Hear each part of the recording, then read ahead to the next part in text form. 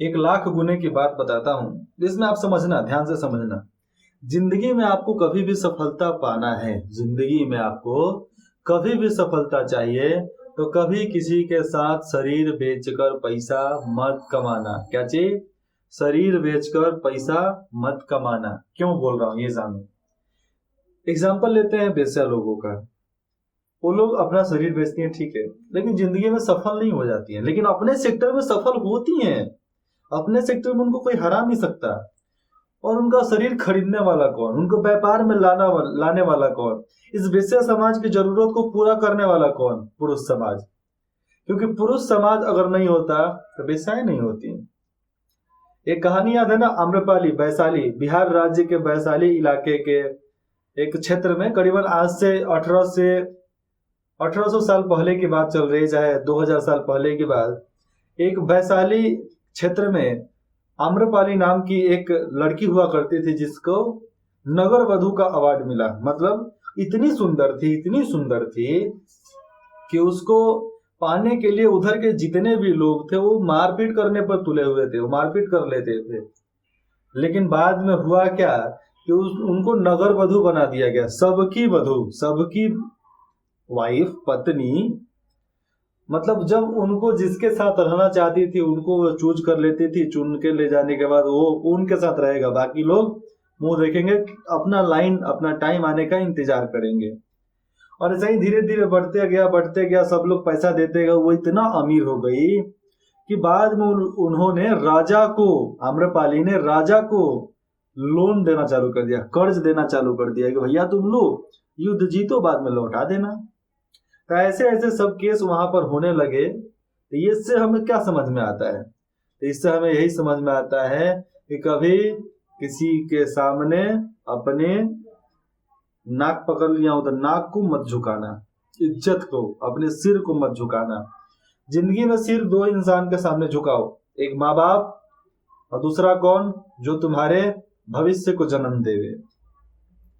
पहला वो तुम्हारा माँ बाप, और दूसरा जो तुम्हारे भविष्य को जन्म देवे, मतलब तुम्हारे बेटे, तुम्हारे संतान को जन्म देवे, तुम्हारी बेटी को जन्म देवे। क्योंकि वही जन्मदाता आपके वंश को भी आगे बढ़ाएगी, इसलिए उनकी इज्जत करो।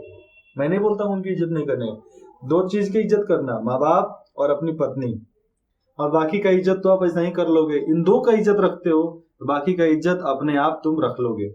एक अपने मित्र की कहानी बताता हूँ, नाम मैं नहीं बताऊंगा क्योंकि भाई पर्सनली ले सकता है ना। तो उसको बोलता हूँ कि कभी भी किसी के साथ शरीर बेचकर तुम अपने आप को खुशी फील मत करना, खुश मत देखना कि भैया हम बहुत खुश हैं, हमने अवार्ड जीत लिया है, ये वो, कुछ नहीं। और वो ऐसे मूर्ख इंसान है, ऐसा मूर्ख इंसान है कि किसी ने बोला कि यार मैं तुम्हारे साथ सपना देखी कि मैंने ये किया, मैंने वो किया, और ये इतने बड़े शुद्ध पुरुष जो है चले गए देखने के लिए कि हाँ भैया हमने ऐसे किया, हमने ऐसे किया। उन्होंने प्रैक्टिकल करके दिखा दिया कि भैया मैं ऐसे ऐसे किया था क्या। अब आता है गरीबों का पैसा, गरीबों का शोषण। जो लोग गरीबों का शोषण कर देते हैं, शोषण का मतलब ये नहीं बोल रहा हूँ कि उनके साथ बलात्कार करना, चाहे कुछ भी, गरीबों का शोषण में आपको आ जाएगा उनके पैसों को रख लेना। मतलब उनको काम कराओ, अच्छे से काम कराओ, जो भी कराना है जो भी कराओ, लेकिन उनको पैसा मत दो, उनको बार बार गाली दो, टॉर्चर करो, उनको भला बुरा बोलो, कुछ भी बोलो। तो ये क्या हो गया? शोषण हो गया। उनके मानसिक स्थिति के साथ खेलो, तो ये क्या हो गया? शोषण हो गया।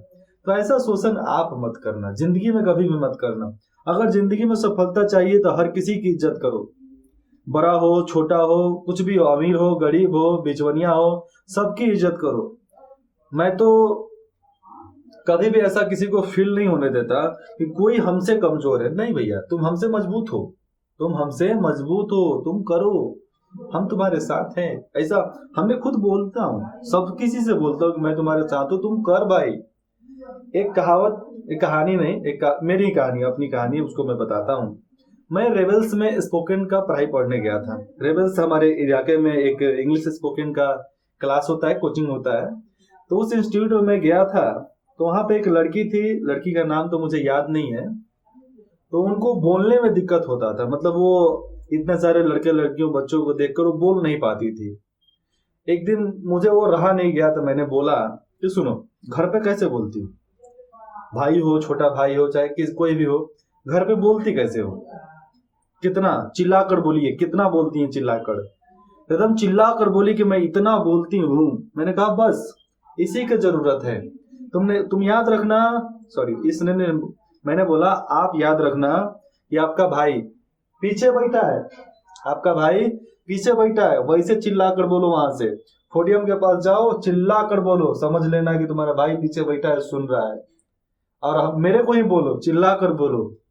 इसलिए इस तरह मैंने बोला तो उनकी थोड़ा जो मनोस्थिति थी वो सुधरा और वो बोलना चालू कर दी।